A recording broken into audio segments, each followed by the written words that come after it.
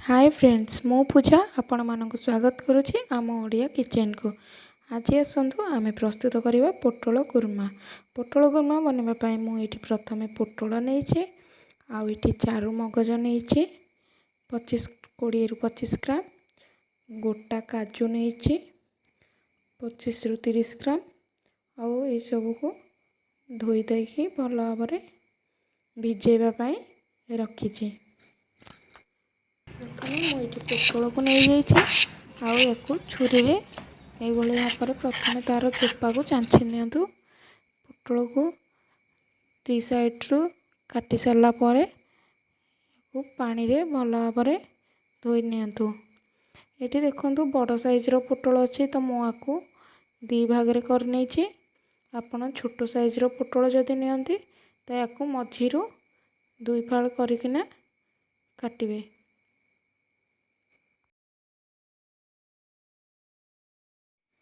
एबे आसतु पोटल को छाणी नवा। ये कड़ाई बसई तेल गरम करने को नहीं जाइए। तेल गरम हो सारा पर पोटल गुड़िक तेल रे दे देइछि। मुझे पोटल को छाणिकी नहीं आपण चाहिए कम तेल देकी पोटल को मध्य भाजी पारिबे। प्रथमे जी कड़ाई रे तेल अच्छी से हिसाब रे पोटल देवे। जी पोटल धरब से हिसाब रे भाजिबे। गैस रो फ्लेम मीडियम टू लो रखिकिना 2 ରୁ 4 मिनिट पर्यंत एपट सेपट करके भल भाव छाणी नियंतु। मझिरे मझिरे लेउटुथिबे।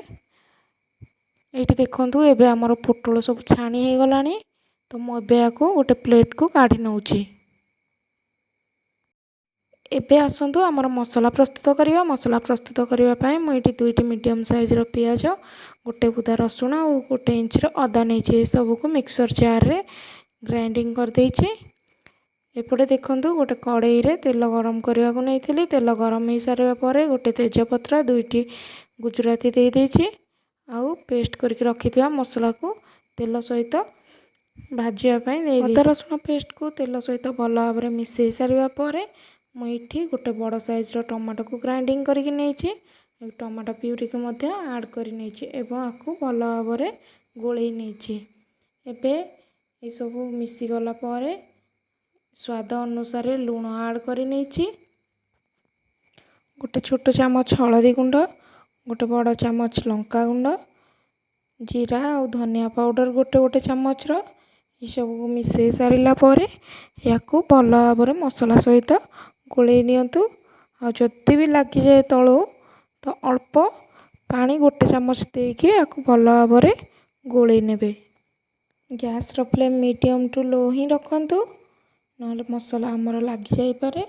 वर्तमान देखंतु मसला आमर ये भल भाव कषी हो गलानी।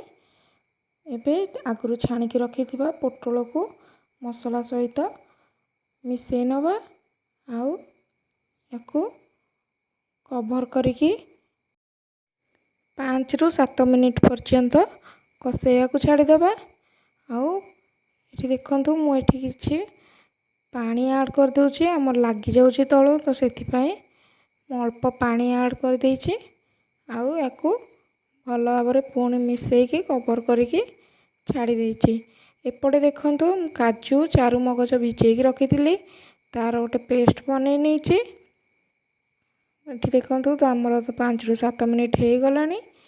पोटल आमर किछि परिमाण रे सिझी गलानी 50% एभव। एबे आमे एठी आगुरु पेस्ट करके रखिथिबा काजू और चारु मगज को ऐड कर नवा। मुझे केवल काजू और चारु मगज देइछि। आपण चाहिए पोस्तक मध्य दे पारिबे। एबे ये सब को भल भाव गोलई नवा।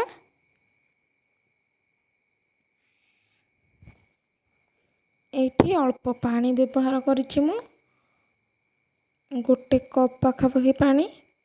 ये पानी ऐड करके याकू भल भाव मिसई नियंतु। आउ पुणी थरे कवर करके छाड़ी दियंतु 4 ରୁ 5 मिनिट पर्यंत। ये देखो पोटल आमर वर्तमान मसला फुटिलानी बहुत भल भाव। पोटल भी आमर पूरा भल भाव सिझी गलानी। परफेक्टली पूरा सिझी जाइए।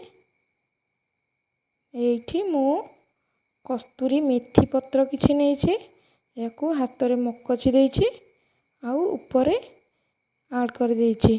ମେଥି ପତ୍ର ଦେଲେ ଆମର ସବୁ ଯେକୌଣସି ବି ତରକାରୀ ହେଉ ଏହାର ବାସ୍ନା ଭଲ ଆସିଥାଏ। ତ ଏଇଠି ମୁଁ ମେଥି ପତ୍ର ଆଡ଼୍ କରିସାରିବା ପରେ ଏହାକୁ ପୁଣି ଥରେ କଭର୍ କରିଦେଇଛି ଆଉ ବର୍ତ୍ତମାନ ଗ୍ୟାସ୍ ବନ୍ଦ କରିଦେଇଛି। ଆମର ଏଇଠି ଏବେ ଆମର ପ୍ରସ୍ତୁତ ହୋଇଗଲା ପୋଟଳ କୁର୍ମା। ଭୋଜି ଷ୍ଟାଇଲ୍ର ବାହାଘରରେ ଏଇଭଳି ଭାବରେ ପୋଟଳ କୁର୍ମା ପ୍ରସ୍ତୁତ ହୁଏ। ଆପଣମାନେ ମଧ୍ୟ ଏଇଭଳି ଭାବରେ ଟ୍ରାଏ କରନ୍ତୁ, ନିଶ୍ଚିନ୍ତ ଭଲ ଲାଗିବ। ଆଉ ଭିଡ଼ିଓକୁ ଲାଷ୍ଟ ପର୍ଯ୍ୟନ୍ତ ତ ଦେଖିବା ପାଇଁ ମୁଁ ରିକ୍ୱେଷ୍ଟିଂ କରୁଛି। ଭିଡ଼ିଓ ଯଦି ପସନ୍ଦ ଆସୁଛି ଲାଇକ୍ କରନ୍ତୁ ଆଉ ସାଙ୍ଗମାନଙ୍କ ସହିତ ସେୟାର କରନ୍ତୁ ଆଉ ଗୋଟେ କମେଣ୍ଟ ମଧ୍ୟ ଦିଅନ୍ତୁ। ଆଜି ପାଇଁ ରହୁଛି, ପୁଣି ଆସିବି ଗୋଟିଏ ନୂଆ ରେସିପି ସହିତ।